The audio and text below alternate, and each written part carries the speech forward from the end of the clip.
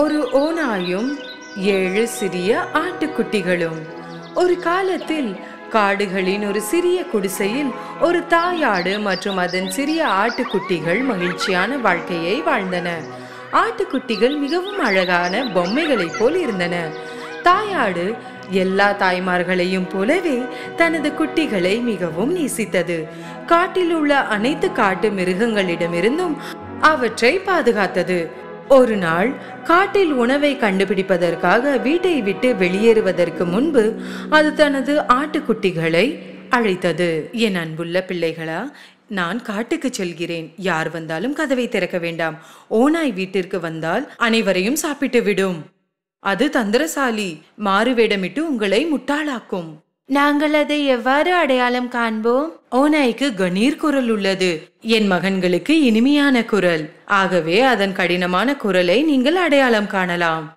தாயாடு வெளியேறும் போது ஒன்றை நினைத்து தன் ஆட்டுக்குட்டிகள் பக்கம் திரும்பியது. இன்னொரு விஷயம், ஓநாயின் கால்கள் கருப்பு, என்னுடையது வெண்மையானது. கால்களிலிருந்து நீங்கள் அடையாளம் காணலாம். கவலைப்படாதீர்கள் அம்மா, பாதுகாத்துக் கொள்ளுவோம். நீங்கள் எங்களை நம்பலாம். தாயாடு தனது ஆட்டுக்குட்டிகளுக்கு ஒவ்வொன்றாக முத்தமிட்டு காடுகளுக்கு சென்றது. ஓநாய் தூரத்தில் இருந்து அவர்களை பார்த்து கொண்டிருந்தது. தாயாடு வெளியேறுவதை கண்டதும் சிறிது நேரம் காத்திருந்தது. பின்னர் குடிசைக்கு முன்னால் வந்து கதவை தட்டியது.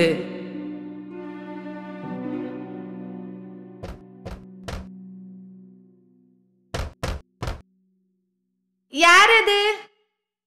செல்ல குட்டிகளா, கதவை திறங்க. நான் உங்க அம்மா வந்திருக்கேன். நான் உங்க எல்லாருக்கும் நல்ல சாப்பாடு கொண்டு வந்திருக்கேன். ஆனால் ஆட்டுக்குட்டிகள் ஓநாய் குரலை அடையாளம் கண்டன.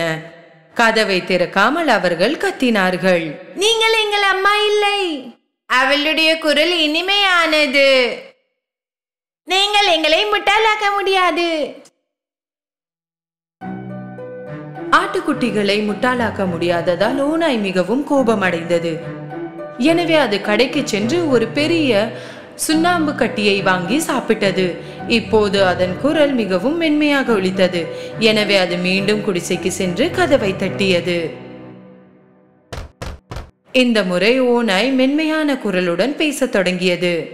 செல்ல குட்டிகளா, கதவை திறங்க. நான் தான் உங்க அம்மா வந்திருக்கேன். உங்க எல்லாருக்கும் நல்ல சாப்பாடை நான் கொண்டு வந்திருக்கேன்.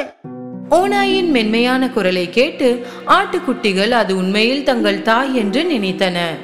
அவர்கள் கதவை திறக்கவிருந்த போது அவர்களில் ஒன்று கத்தியது. காத்திருங்கள், நாம் கதவின் அடியில் இருந்து கால்களை பார்க்க வேண்டும். ஆட்டுக்குட்டிகள் கதவின் அடியில் இருந்து பார்த்தபோது ஓநாயின் கருப்பு கால்களை கண்டன. எனவே கதவை திறக்காமல் மீண்டும் கத்தின. நாங்கள் கதவை திறக்க மாட்டோம். எங்கள் தாயின் கால்கள் கருப்பு இல்லை, அவை வெள்ளை. நீங்கள் ஒரு ஓநாய். கோபமடைந்த ஓநாய் வெளியேறியது. இந்த முறை அது பேக்கரிக்கு சென்று பேக்கர் அவருக்கு முன்னால் ஓநாயை பார்த்தபோது மிகவும் அதிர்ச்சி அடைந்தார். நான் சைவ உணவு சாப்பிட்றவேன், அதனால பேசி தான் சாப்பிட முடியும். எனக்கு கொஞ்சம் மாவு கொடுக்கிறீங்களா தயவு செய்து? ஓநாய் பேக்கரியில் இருந்து ஒரு சிறிய சாக்கு மாவுடன் வெளியே வந்தது. குடிசை அருகே வந்ததும் சாக்கை திறந்து மாவு முழுவதையும் காலில் போட்டது. இப்போது அதன் கால்கள் அனைத்தும் வெண்மையாக இருந்தன. ஓநாய் 3வது முறையாக கதவை தட்டியது. செல்ல குட்டிகளா, கதவை திறங்க. நான் உங்க அம்மா வந்திருக்கேன். உங்க எல்லாருக்கும் நல்ல சாப்பாடை கொண்டு வந்திருக்கேன். முதலில் உங்கள் கால்களை காட்டுங்கள், அப்போதுதான் நாங்கள் நம்புவோம். ஓநாய் தனது கால்களை மாவுடன் காட்டியது. ஆட்டுக்குட்டிகள் வெள்ளை கால்களை கண்டதும் அது தங்கள் தாய் என்று நம்பி கதவை திறந்தார்கள். அவர்கள் என்ன பார்த்தார்கள்? ஓநாய் அவர்களுக்கு முன்னால் அங்கேயே நின்று கொண்டிருந்தது. சிறிய ஆடுகளுக்கு என்ன செய்வது என்று தெரியவில்லை. அவர்கள் கத்தி ஓட ஆரம்பித்தார்கள்.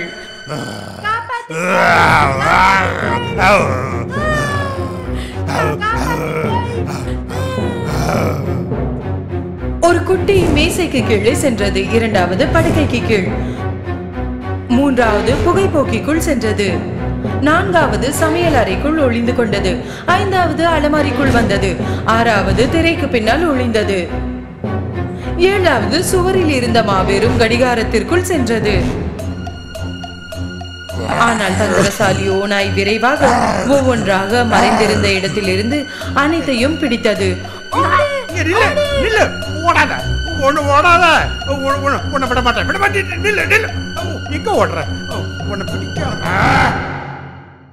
கடிகாரத்தில் மறைந்திருந்த ஒரு ஆட்டுக்குட்டியை அதால் கண்டுபிடிக்க முடியவில்லை. அதன் வயிறு நிரம்பியதால் அதை தேடுவதை விட்டுவிட்டு வெளியே சென்றது. குடிசையில் இருந்து சற்று தூரம் ஒரு பெரிய முற்றம் இருந்தது. ஓநாய் முற்றத்தில் ஒரு மரத்தின் கீழ் படுத்து குருட்டை விட்டு தூங்க ஆரம்பித்தது.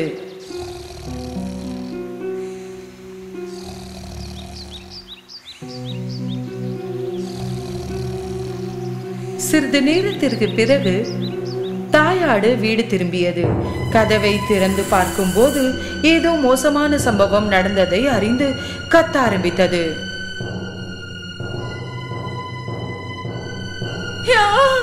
என் ஆட்டுக்குட்டிகள், என் குட்டிகள்! வீட்டிற்குள் நுழைந்த போது அதிர்ச்சி அடைந்தது. மேஜைகள் மற்றும் நாற்காலிகள் அனைத்தும் தலைகீழாக இருந்தன. திரைசீலைகள் கிழிந்திருந்தன. படுக்கைகள் அனைத்தும் கசங்கி இருந்தன. தலையணைகள் மற்றும் போர்வைகள் அனைத்தும் தரையில் இருந்தன. குட்டிகளை தேடியது, ஆனால் அவற்றை எங்கும் கண்டுபிடிக்க முடியவில்லை. ஒவ்வொரு குட்டிகளின் பெயர்களை கத்த ஆரம்பித்தது, ஆனால் யாரும் பதிலளிக்கவில்லை. இறுதியாக கடைசி பெயரை அழைக்கும் நேரம் வந்தது.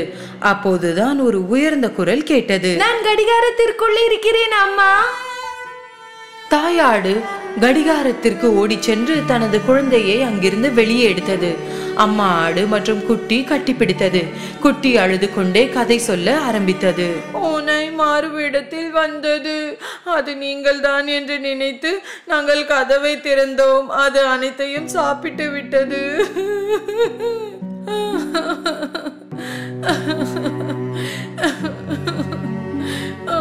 குட்டி. தாயாடு மிகவும் வருத்தமாக இருந்தது. குட்டிகளை நினைத்து அழுதது. அதன் குட்டிகளில் ஒன்றை மட்டுமே மீதமுள்ள நிலையில் வெளியே நடந்து முற்றத்தை நோக்கி செல்ல ஆரம்பித்தது. சிறிது நேரம் கழித்து ஓநாய் ஒரு மரத்தின் கீழ் தூங்குவதை கண்டது. அது மிகவும் மோசமாக குருட்டை விட்டு மரத்தின் கிளைகள் நடுங்கின. தாயாடு ஓநாயை சிறிது நேரம் கவனித்தது. அதன் வயிற்றிற்குள் ஏதோ அசைந்து கொண்டிருப்பதை அது உணர்ந்தது. கடவுளே, என் குட்டிகள் அந்த வயிற்றில் ஆடுகின்றன, உயிருடன் இருக்குமா? அதற்கு ஒரு திட்டம் இருந்தது. தன் குழந்தையின் பக்கம் திரும்பியது. வீட்டிற்கு ஓடி ஒரு ஊசி, நூல் மற்றும் கத்திரிக்கோலை கொண்டு வா. ஆட்டுக்குட்டி வீட்டிற்கு ஓடிக்கொண்டிருந்த போது தாயாடு தரையில் இருந்து 6 பெரிய பாறைகளை சேகரித்தது. சிறிது நேரம் கழித்து சிறிய ஆடு ஒரு ஊசி, நூல் மற்றும் பெரிய கத்திரிக்கோளுடன் வந்தது. தாயாடு கத்திரிக்கோளால் ஓநாயின் வயிற்றை திறந்தது. அது உடனே தன் சிறிய ஆடுகளில் ஒன்றை கண்டது. பின்னர் எல்லாம் வெளியே வந்தது. அவர்கள் அனைவரும் ஆரோக்கியமாக இருந்தனர். தாயாடு மகிழ்ச்சியில் தன்னை மறந்துவிட்டது. அனைத்து ஆட்டுக்குட்டிகளும் தங்கள் தாயை மகிழ்ச்சியுடன் அணைத்துக் கொண்டன.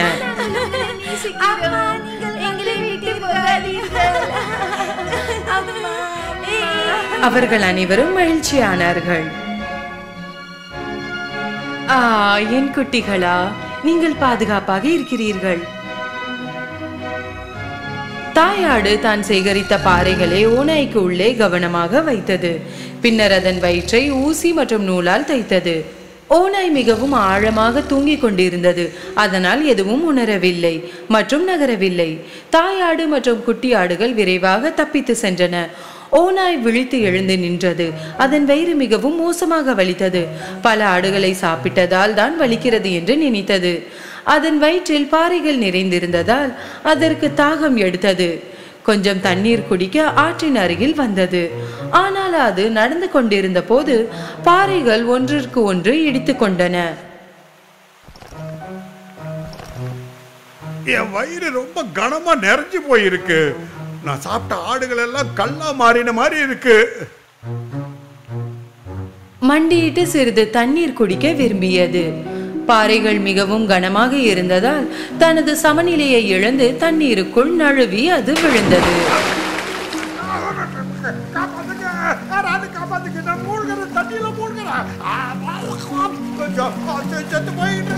உதவிக்காக கத்தியது. ஆனால் யாரும் உதவவில்லை. இனி பாறைகளின் எடையை தாங்க முடியாமல் ஆழமான நீருக்குள் சென்றது. என்ன நடந்தது என்று பார்த்ததும் தாயாடும் அதன் குட்டிகளும் ஆற்றிற்கு ஓடின.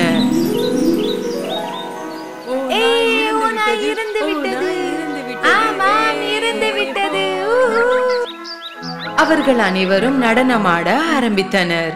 அன்று முதல் தாயாடு மற்றும் அதன் 7 ஆட்டுக்குட்டிகளும் காட்டில் தங்கள் குடிசையில் அமைதியான மற்றும் மகிழ்ச்சியான வாழ்க்கையை வாழ்ந்தன. ஒரு காட்டில் ஒரு பலவீனமான சுண்டெலி வாழ்ந்தது. அது நரி ஓநாயிடம் பயப்படுவது மட்டுமல்லாமல் தன்னை பார்த்தும் பயப்படும். காற்று வீசி மரத்தின் கிளைகள் ஆடினால் கூட அது பயந்து போய் தனது துளையில் ஒளிந்து கொள்ளும்.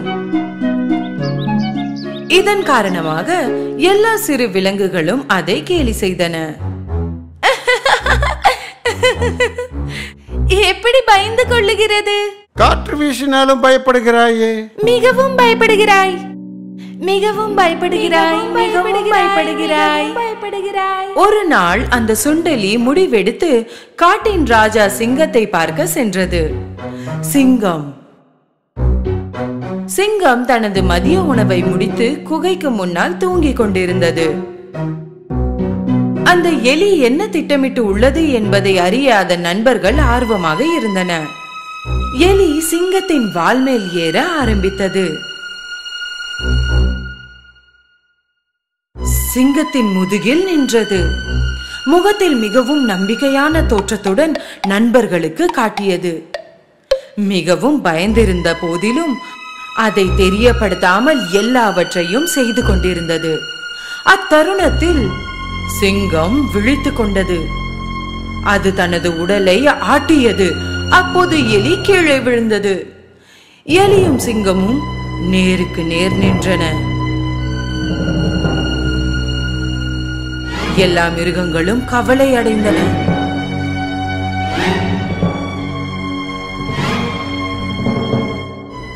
ஐயோ, அந்த சிங்கம் எலியை விழுங்க போகிறது.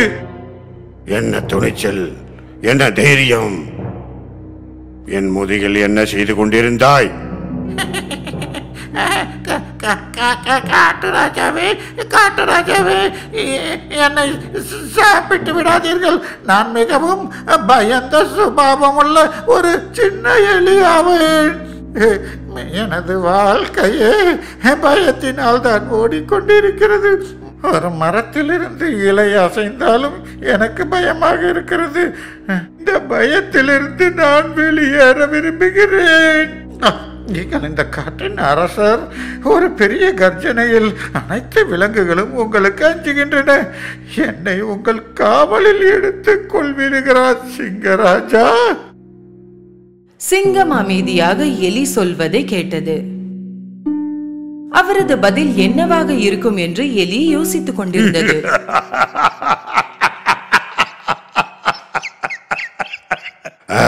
நான் உனக்கு எதற்கு உதவ வேண்டும்? நான் உன்னை சாப்பிடக்கூடாது என்பதற்கு ஒரு நல்ல காரணம் கூறு. அதாவது நான் உங்களுக்கு ஏதாவது ஒரு வகையில் உதவி செய்ய முடியும் என்று நான் வாக்களிக்கிறேன். எலி நினைத்ததை சொல்லி முடித்தவுடன் அப்போது சிங்கம் கர்ஜித்தது. உன்னை போன்ற ஒரு சுண்டெலியால் எனக்கு என்ன உதவி செய்ய முடியும்? ஆனால் சுண்டெலி அதன் முன்னால் நடுங்கியதை பார்த்தபோது சிங்கம் அதை சாப்பிடக் கூடாது என்று முடிவு செய்தது. நல்ல வேளையாக என் வயிறு நிரம்பி இருக்கிறது. இங்கிருந்து ஓடி உயிரை காப்பாற்றிக் கொள். எலி அங்கிருந்து தப்பித்து ஓடியது. தூரத்தில் இருந்து இதை பார்த்து கொண்டிருந்த எலியின் நண்பர்கள் ஆச்சரியப்பட்டன. சில நாட்கள் கடந்தன. ஒரு நாள் சிங்கத்திற்கு பசி எடுத்தது. அது காட்டில் உலாவிக் கொண்டிருந்தது. அப்போது வேட்டைக்காரர்களின் பொறியை கவனிக்காமல் பிடிபட்டது. ஒரு பெரிய வலையில் மாட்டிக்கொண்டு காற்றில் தொங்கியது. அது வலையில் இருந்து விடுபட முயற்சி செய்தது. ஆனால் முடியவில்லை. அது காட்டின் அரசனாக இருந்ததால் கத்தினால் அவமானம் மற்றும் மற்ற வேட்டைக்காரர்கள் வந்து விரைவாக பிடித்து விடுவார்கள். அதனால் அது வேறு வழி இல்லாமல் காத்து கொண்டு இருக்க நினைத்தது. அப்போது மற்ற விலங்குகள் அந்த சிங்கத்தை பார்த்தன. ஆனால் அதன் அருகில் செல்ல யாருக்கும் தைரியம் வரவில்லை.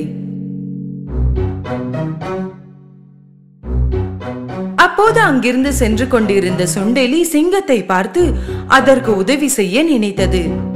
உடனே சுண்டெலி சிங்கத்தின் அருகில் சென்று அதன் நீளமான வால் மேல் ஏறி வளையை கடிக்க தொடங்கியது.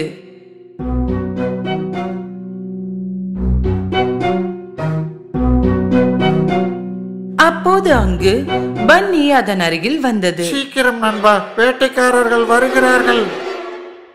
அங்கு கூடியிருந்த மற்ற மிருகங்கள் வேட்டைக்காரன் என்ற வார்த்தையை கேட்டவுடன் அலறிக்கொண்டு ஓடியது. ஆனால் எலி நிற்காமல் கடித்துக் கொண்டு இருந்தது. இறுதியாக அந்த வலை உடைந்து சிங்கம் தப்பித்து ஓடியது.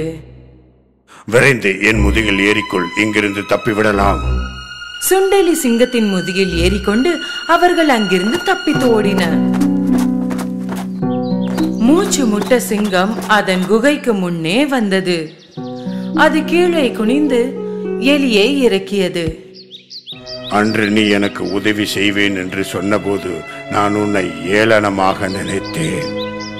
இவ்வளவு சிறிதாக இருக்கும் முன்னால் எனக்கு எந்த பயனும் இல்லை என்று நினைத்தேன். ஆனால் நீ என் உயிரை காப்பாற்றி விட்டாய். நன்றி நண்பா. அதனால் எனக்கு மகிழ்ச்சி அரசே. இனிமேல் என்னை பார்த்து நீ பயப்பட வேண்டாம். அது மட்டுமல்ல, எதை கண்டும் பயப்பட வேண்டாம். ஏனென்றால் நீ ஒரு தைரியசாலி எலி. நான் இந்த காட்டின் அரசன் என்றால் நீதான் இனிமேல் இந்த காட்டின் எனது இளவரசன். சிங்கமும் எலியும் சிரித்தன.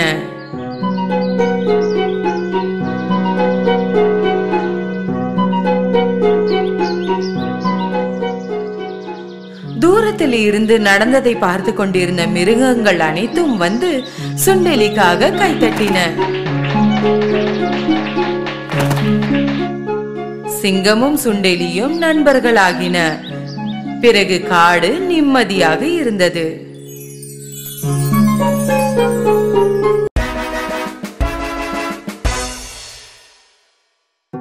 ஒரு காலத்தில் 12 அழகான மகள்களை கொண்ட ஒரு அரசர் வாழ்ந்தார். இந்த 12 இளவரசிகளும் ஒரு பெரிய அழகான அறையில் ஒன்றாக வாழ்ந்தனர். மன்னர் தனது மகள்களை ஆழ்ந்த மனதோடு பாதுகாத்தார். மேலும் அவர்கள் இரவு நேரங்களில் படுக்கைக்கு சென்ற போது அவர் அவர்களை வெளியே செல்ல அனுமதிக்க மாட்டார். ஆனால் ஒவ்வொரு காலையிலும் அவர்கள் மிகவும் விசித்திரமான நிகழ்வோடு எழுவார்கள். இளவரசிகளின் காலணிகள் அனைத்தும் இரவு முழுவதும் நடனமாடியது போல் தேய்ந்து இருக்கும். அரசர் தனது மகள்களுக்கு தினமும் புதிய காலணிகளை வாங்குவார். ஆனால் அடுத்த நாள் காலணிகள் மீண்டும் தேய்ந்துவிடும். அரசரோ அல்லது கோட்டையில் இருந்த அவரது ஆட்களோ எவராலும் காலணிகளின் மர்மத்தை தீர்க்க முடியவில்லை. இது எவ்வாறு சாத்தியமாகும்? ஒரே இரவில் இந்த காலணிகள் இவ்வாறு தேய்ந்து போவது எவ்வாறு? பெருந்தகையே, எனக்கும் புரியவில்லை. இறுதியாக அரசர் கூறினார், என் மகள்களுடைய காலணிகளின் மர்மத்தை யார் தீர்க்கிறார்களோ அவருக்கு என் மகள்களில் ஒருவளை திருமணம் செய்து வைக்கிறேன். அவர்தான் எனது மருமகனாவார். என் மரணத்திற்கு பிறகு அவரே என் நாட்டின் அரசராவார். ஆனால் அவருக்கு கொடுக்கும் நேரம் 3 பகல்களும் 3 இரவுகளும் தான். முடியவில்லை என்றால் அவருக்கு ஆயுள் தண்டனை கொடுக்கப்படும். ராஜ்யத்தில் பல இளைஞர்களும் மற்ற ராஜ்யங்களை சேர்ந்த இளவரசர்களும் கூட வேலைக்காக கோட்டைக்கு வந்தார்கள். பல நாட்களாக அவர்கள் 12 இளவரசிகளின் படுக்கை அறையின் கதவை காவல் காத்து கொண்டிருந்தார்கள். ஆனால் சிறிது நேரம் கழித்து அவர்களில் எவராலும் மர்மத்தை தீர்க்க முடியவில்லை மற்றும் இரவில் காலணிகள் தொடர்ந்து தேய்ந்தன. இறுதியாக ஒரு நல்ல இதயமுள்ள இளைஞனும் மர்மத்தை அறிய விரும்பினான். அதனால் அவன் கோட்டைக்கு சென்றான். ஆனால் செல்லும் வழியில் மிகவும் ஏழ்மையான தோற்றமுடைய வயதான மூதாட்டியை சந்தித்தான். அன்பான குழந்தையே, மிகவும் பசியாக இருக்கிறது, ஏதாவது சாப்பிட கொடுப்பாயா? அந்த இளைஞன் தனது பையில் வைத்திருந்த எல்லா உணவையும் வயதான பாட்டியிடம் கொடுத்தான். முன்பு இங்கிருந்து சென்ற ஆண்கள் எதையும் கொடுக்காததால் அவள் மிகவும் மகிழ்ச்சியாக இருந்தாள். இவன் மற்றவர்களை விட வித்தியாசமானவன் என்று இந்த வயதான பாட்டி புரிந்து கொண்டாள். எனவே பதிலுக்கு அவள் அவனுக்கு ஒரு மாய உடையை கொடுத்தாள். இந்த மாய உடையை வாங்கிக்கொள். இதை அணிந்தால் நீ கண்ணுக்கு தெரிய மாட்டாய். இரவு 12 மணி ஆனதும் இதை மேலே உடுத்தி கொண்டு கண்ணுக்கு தெரியாமல் இளவரசிகளின் அறைக்குள் சென்று நீ காலணிகளின் மர்மத்தை தீர்த்துவிடு. ஆனால் எச்சரிக்கையாக இரு. இளவரசிகள் உனக்கு கொடுப்பதை நீ குடிக்க கூடாது. அவர்கள் மோசமான இளவரசிகள். அந்த இளைஞன் மாய உடையை எடுத்துக்கொண்டு கோட்டைக்குள் சென்றான்.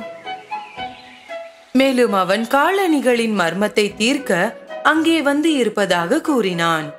முதல் நாள் அவன் இளவரசிகளின் கதவுக்கு முன் காவலில் இருந்தபோது எலுமிச்சை பழசாறுடன் மூத்த இளவரசி வெளியே வந்தாள். உங்களுக்கு தாகமாக இருக்கும். நாங்கள் உங்களுக்காக சில எலுமிச்சை பழச்சாறு தயார் செய்துள்ளோம். அருந்துங்கள். அந்த இளைஞன் அந்த மூதாட்டியின் எச்சரிக்கையை மறந்து குடித்து விட்டான். பிறகு அவன் ஆழ்ந்த தூக்கத்தில் விழுந்தான்.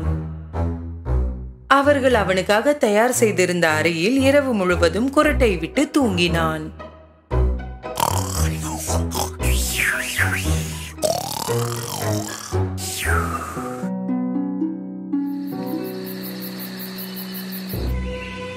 விடிந்தவுடன் அந்த இளைஞன் பீதியில் எழுந்து நின்றான். நான் மாய ஆடை அணிந்து இளவரசியின் அறைக்கு செல்ல வேண்டியிருந்ததே. இரண்டாவது இரவில் அந்த இளைஞன் மீண்டும் இளவரசிகளின் அறைக்கு முன்னால் காவலில் நின்றான். இந்த முறை மற்றொரு இளவரசி கையில் பழச்சாறுடன் வெளியே வந்தாள். இளைஞன் இரவு நேரத்திற்காக காத்து கொண்டிருந்ததால் தாகமாக இருந்தான். யோசிக்காமல் அவனுக்கு வழங்கப்பட்ட அனைத்து சாறுகளையும் குடித்தான். அவன் மீண்டும் ஒரு முறை ஆழ்ந்த உறக்கத்திற்கு சென்றான். மறுநாள் காலையில் அவன் எழுந்தபோது அந்த வயதான மூதாட்டி வார்த்தைகள் நினைவுக்கு வந்தன. ஆனால் எச்சரிக்கையாக இரு. இளவரசிகள் உனக்கு கொடுப்பதை குடிக்க கூடாது. நான் குடித்த பானத்தில் இளவரசிகள் தூக்க மருந்து கலந்திருப்பார்கள். அந்த நேரத்தில் அரசர் அவனுக்கு அருகில் வந்தார். 2 நாட்கள் முடிந்துவிட்டன. இன்னும் முன்னால் அந்த காலணிகளின் மர்மத்தை தீர்க்க முடியவில்லை. என்றும் முன்னால் தீர்க்க முடியவில்லை என்றால் உன் வாழ்நாள் முழுவதும் சிறையில் கழிக்க வேண்டியதுதான். அரசர் தனது பேச்சை முடித்துவிட்டு சென்று விட்டார். இந்த மர்மத்தை அந்த இளைஞன் இன்று தீர்க்க வேண்டியிருந்தது. அன்று இரவு கடைசியாக அந்த இளைஞன் இளவரசிகளின் கதவின் முன் காவலில் நின்றான். இந்த முறை இளைய இளவரசி கையில் ஆரஞ்சு பழச்சாறு கொண்டு வெளியே வந்தாள். ஆனால் இந்த இளைஞன் இப்போது அறிந்திருந்தான். அவன் அதை வாங்கிக் கொண்டு இளவரசிக்கு நன்றி சொன்னான். இளவரசி சென்ற பிறகு ஆரஞ்சு சாற்றை அருகில் இருந்த ஒரு பூத்தொட்டியில் ஊற்றினான். இந்த முறை அவன் தூங்காமல் நின்று கொண்டிருந்தான். இரவு வந்தது. விரைவில் நள்ளிரவானது. அந்த இளைஞன் மாய ஆடையை உடுத்தி கண்ணுக்கு தெரியாதவனாக மாறினான். மெதுவாக அவன் கதவை திறந்தான். அப்போது அவன் பார்த்ததை அவனால் நம்ப முடியவில்லை. இளவரசிகள் அனைவரும் தங்களின் மிக அழகான ஆடைகள் அணிந்து தலைமுடி அலங்காரம் செய்து அவர்களின் புதிய காலணிகளை அணிந்திருந்தார்கள். வாசலில் இருந்த இளைஞன் தூங்கிவிட்டானா என்று பார்ப்போம். இளவரசி ஒருவள் கதவை திறந்து வெளியே பார்த்தாள். மேலும் மற்றொரு இளவரசி தன் காதை சுவரில் வைத்தாள். அந்த நேரத்தில் அந்த இளைஞனுக்கு சில குரட்டை சத்தங்கள் செய்ய வேண்டும் என்று தெரியும்.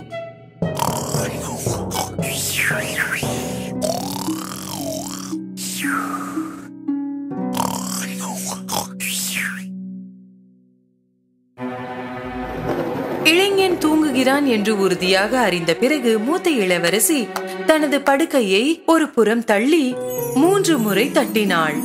படுக்கையின் இடத்தில் ஒரு ரகசிய பாதை திறக்கப்பட்டது. அந்த இளைஞனால் அதை நம்ப முடியவில்லை. இளவரசிகள் அனைவரும் உள்ளே சென்றார்கள். அந்த இளைஞன் பின்தொடர்ந்தான். ரகசிய பாதையில் படிக்கட்டுகள் இருந்தன. அதில் 100கணக்கான படிகள் கீழே சென்று கொண்டிருந்தது. இறங்கும் போது அந்த இளைஞன் தற்செயலாக ஒரு இளவரசியின் பாவாடையை மிதித்து விட்டான். யாரோ என் பாவாடையில் கால் வைத்தார்கள். என்ன முட்டாள்தனம்! அது நீயாதான் இருப்பாய். படிக்கட்டுகள் முடிந்ததும் அவர்கள் ஒரு காட்டுக்குள் வந்தார்கள். அவர்கள் அழகான வெள்ளி கிளைகளுடன் இருந்த பெரிய மரங்களை கடந்தார்கள். அந்த இளைஞன் ஒரு கிளையை உடைத்து வைத்துக் கொண்டான். இளவரசிகளை பின்தொடர்ந்தான். ஒரு ஆற்றின் கரையில் வந்தார்கள். ஆற்றில் அன்னம் வடிவத்தில் 12 படகுகள் இருந்தன. அவற்றில் 12 இளவரசர்கள் இளவரசிக்காக காத்திருந்தனர். அவர்கள் படகுகளில் ஏறினார்கள். இளைஞன் கடைசியாக இருந்ததில் ஏறினான். படகு வழக்கத்தை விட கனமாக இருக்கிறது. இன்னொருவர் இருப்பது போல் உள்ளது, இல்லையா? நீ கனவு காண்பதை நிறுத்து. அவர்கள் ஆற்றை கடந்த பிறகு ஒரு பெரிய பளபளப்பான கோட்டையை கண்டார்கள். உள்ளிருந்து இசை வருவதை கேட்க முடிந்தது. ஜன்னல் வழியாக பார்த்தபோது அந்த இளைஞன் பலர் நடனமாடுவதை கண்டான்.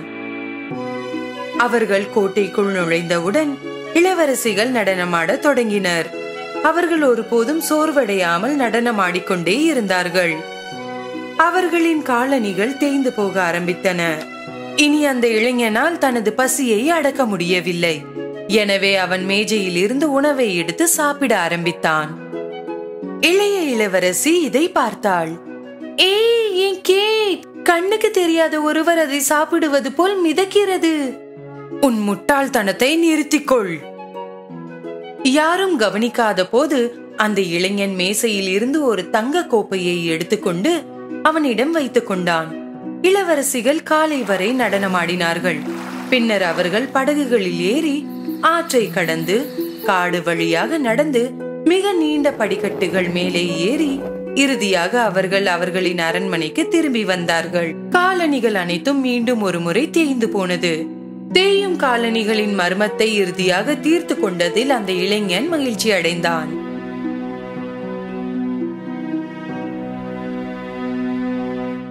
சிறிது நேரம் கழித்து அரசர் அந்த இளைஞனிடம் வந்தார். உனக்கு கொடுத்த கெடு முடிந்து விட்டது. இன்னும் முன்னால் ரகசியத்தை கண்டுபிடிக்க முடியவில்லை. கண்டுபிடித்து விட்டேன் அரசே. அதன் பிறகு அவன் எல்லாவற்றையும் அவரிடம் சொன்னான். அரசர் முதலில் அவனை நம்பவில்லை. ஆனால் அந்த இளைஞன் காட்டில் இருந்து வெள்ளி கிளைகளையும் பளபளப்பான கோட்டையில் இருந்து தங்க கோப்பையையும் அவருக்கு காட்டிய போது அவன் உண்மையை சொல்கிறான் என்று அறிந்தார். எனவே அவர் தனது வாக்குறுதியை கடைபிடித்து எந்த இளவரசியையும் திருமணம் செய்து கொள்வதற்கான உரிமையை வழங்கினார். அந்த இளைஞன் இளையவளை திருமணம் செய்து கொள்ள விரும்புவதாக கூறினான். நடனமாடும் 12 இளவரசிகள் மகிழ்ச்சியாக இல்லை. ஏனெனில் அவர்களது ரகசியம் வெளியே வந்துவிட்டது. அந்த இளைஞனும் இளைய இளவரசியும் திருமணம் செய்து கொண்டு மகிழ்ச்சியுடன் வாழ்ந்தார்கள். அவர்களுக்கு குழந்தைகள் இல்லை.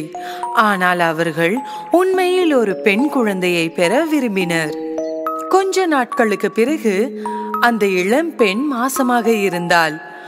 ஒரு நாள் அவள் ஜன்னலுக்கு வெளியே பார்த்து கொண்டிருந்த போது அருகில் ஒரு அழகான இலைக்கோசு தோட்டத்தை கண்டாள். அப்போது அவள் அந்த இலைக்கோசை சாப்பிட வேண்டும் என்று விரும்பினாள். எனக்கு அந்த இலைக்கோசை சாப்பிட வேண்டும். அந்த பெண்மணி தனது பசியை இழந்து இடையையும் இழந்தாள். ஒரு நாள் இறுதியாக அவள் கணவர் அவளுக்காக மிகவும் கவலைப்பட்டார். அவர் தனது மனைவியிடம் ஒரு கொத்து இலைக்கோசை கொண்டு வருவதாக உறுதியளித்தார்.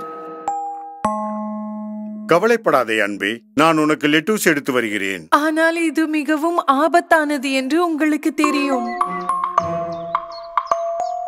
பக்கத்து வீடு வலிமையான ஒரு சூனியக்காரிக்கு சொந்தமானது. தோட்டம் பெரிய சுவர்களால் சூழப்பட்டது. யாருக்கும் நுழைய துணிவில்லை. கணவர் தனது பலத்தை சேகரித்து சுவரில் ஏறினார். தோட்டத்திற்குள் நுழைந்து ஒரு சில இலைக்கோசை எடுத்தார்.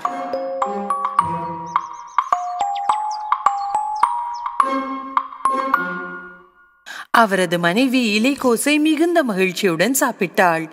அதோடு கொஞ்சம் நன்றாக உணர்ந்தாள். ஆனால் ஒரு சில இலைக்கோசுகள் அவளுக்கு போதுமானதாக இல்லை. மறுநாள் கணவர் மீண்டும் தோட்டத்திற்கு சென்றார். ஆனால் இந்த முறை சூனியக்காரி அவருக்காக காத்திருந்தாள். என் தோட்டத்திற்குள் வந்து என் இலைக்கோசை திருடுவதற்கு உனக்கு எவ்வளவு தைரியம் இருக்கும்? என் மனைவி கர்ப்பமாக இருக்கிறாள். உங்கள் லெட்டூஸுக்காக ஏங்குகிறாள். நீ என் அனுமதியை கேட்டிருக்க வேண்டும் இல்லையா? உங்களை பார்த்தால் எங்களுக்கு பயம். என்னை அனுமதிப்பீர்கள் என்று எனக்கு தெரியாது. மன்னித்து விடுங்கள். உன்னை மன்னிக்கவா? இதற்காக நீ தண்டிக்கப்படுவாய். என் மனைவி லெட்டூஸ் சாப்பிட முடியாவிட்டால் நோய்வாய்ப்படுவாள். குழந்தையும் பெற முடியாது. கொடுங்கள்.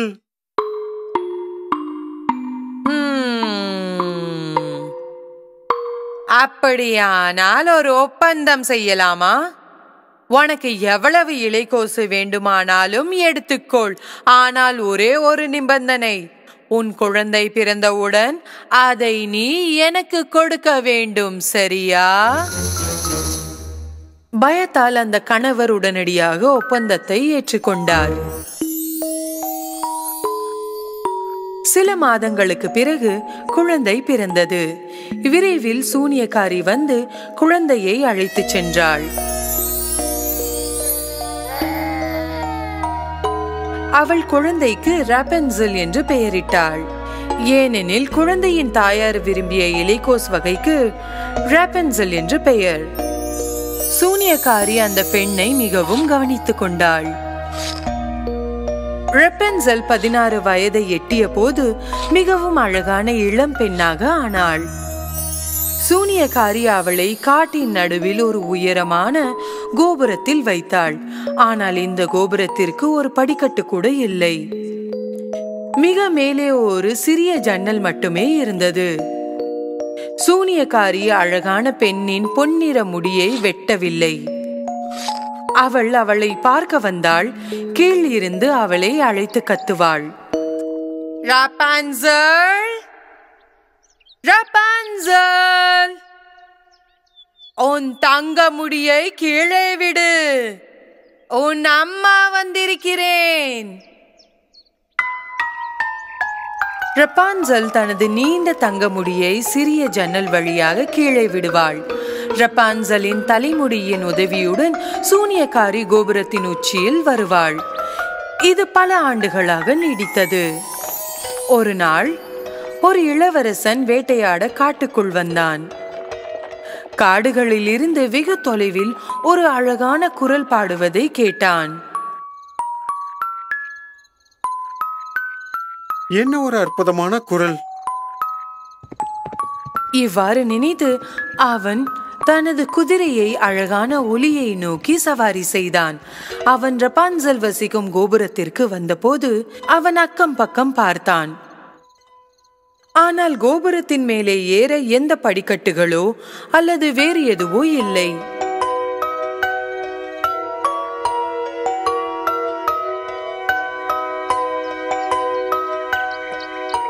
குரலின் அழகை கண்டு மயங்கிய இளவரசன் தினமும் கோபுரத்திற்கு வந்தான். ஆனால் எப்படி மேலே ஏற முடியும் என்று கண்டுபிடிக்க முடியவில்லை. ஒரு இரவு மீண்டும் கோபுரத்தை நெருங்கிக் கொண்டிருந்த போது சூனியக்காரி கீழே கத்துவதை கவனித்தான். ராபன்சல், ராபன்சல்,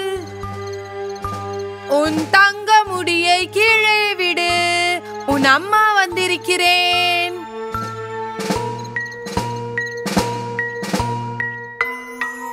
ராபன்சல் தனது நீண்ட தங்க முடியை சிறிய ஜன்னல் வழியாக கீழே விட்டாள்.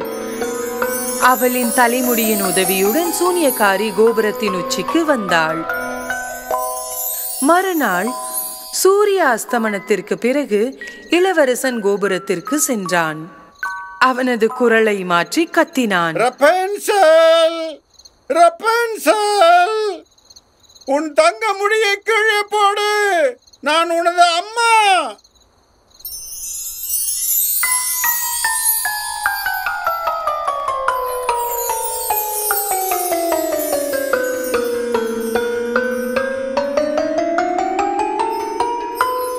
வாழ்க்கையில் முதல் முறையாக தனது தாயை தவிர வேறு ஒருவரை பார்த்தபோது ராபன்சல் கொஞ்சம் பயந்தாள். நீ என் அம்மா இல்லை, ஏன் இங்கு வந்திருக்கிறாய்? நீங்கள் பயப்பட வேண்டியதில்லை. நீங்கள் பாடுவதை நான் கேட்டேன். உங்கள் குரல் எனக்கு மிகவும் பிடித்திருந்தது. அந்த குரல் யாருடையது என்று பார்க்க வந்தேன். ரப்பான்சல் இளவரசன் சொன்னதை விரும்பினாள். இப்போது பயப்படவில்லை. சிறிது காலம் எல்லாம் சீராக நடந்தது.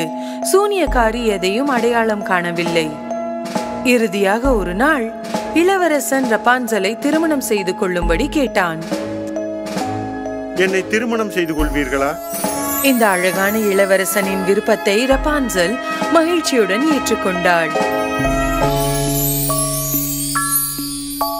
ஆனால் இந்த கோபுரத்தில் இருந்து கீழே இறங்க ரப்பான்சலுக்கு எந்த வழியும் இல்லை. திடீரென்று அவளுக்கு ஒரு யோசனை வந்தது. அன்றிலிருந்து இளவரசன் கோபுரத்திற்கு வரும்போதெல்லாம் ஒரு துண்டு துணியை கொண்டு வர தொடங்கினான். கயிறாக பயன்படுத்த ரப்பான்சல் இந்த துண்டுகளை ஒன்றாக கட்டினாள். ஆனால் ஒரு நாள் ரப்பான்சல் ஒரு பெரிய தவறு செய்து விட்டாள். தற்செயலாக அவள் வாயிலிருந்து ஒன்றை நழுவ விட்டாள். அம்மா, இளவரசர் உங்களை விட வேகமாக ஏறுவார். எந்த இளவரசன்? எந்த இளவரசன்? அப்போது சூனியக்காரி ஏதோ ஒரு விஷயம் இருப்பதை உணர்ந்து கத்த ஆரம்பித்தாள். நீ எப்படி என்னை ஏமாற்ற முடியும்? நான் உலகின் தீமைகளில் இருந்து உன்னை பாதுகாக்க முயற்சித்துக் கொண்டு இருந்தேன். அவளது கோபத்தை அடக்க முடியாமல் சூனியக்காரி திடீரென ரப்பான்சலின் அழகிய தங்க முடியை வெட்டினாள்.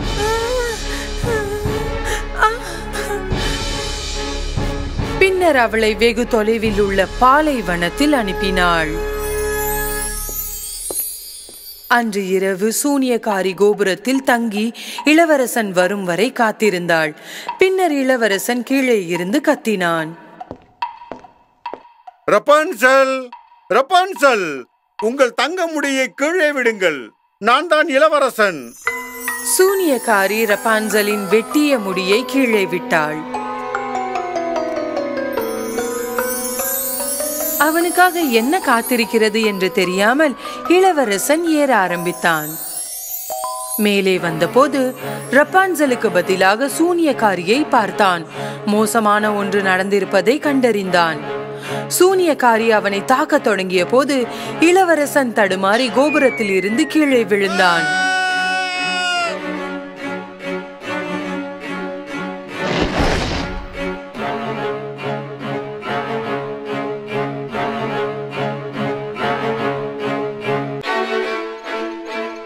கீழே இருந்த புதர்களால் அவன் உயிருடன் இருக்க முடிந்தது.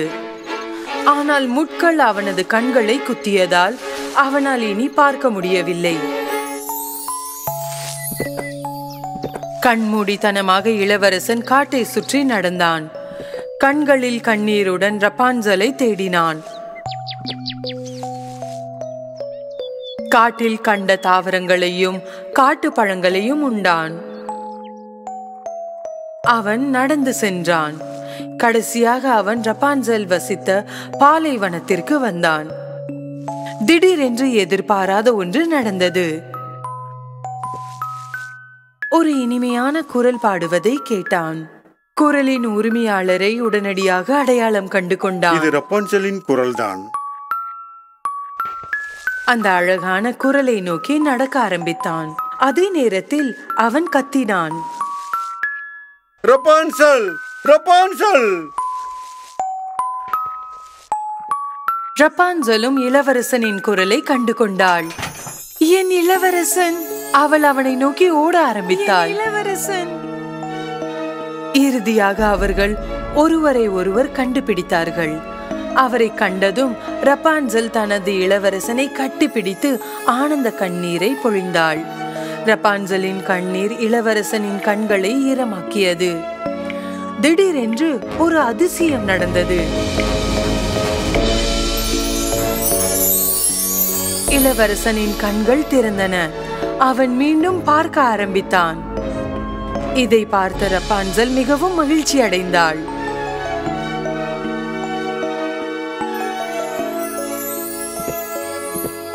அவர்கள் ஒன்றாக இளவரசரின் ராஜ்யத்திற்கு சென்றார்கள். அங்கு மக்கள் மகிழ்ச்சியுடன் அவர்களை வரவேற்றனர். அவர்கள் மகிழ்ச்சியுடன் வாழ்ந்தார்கள்.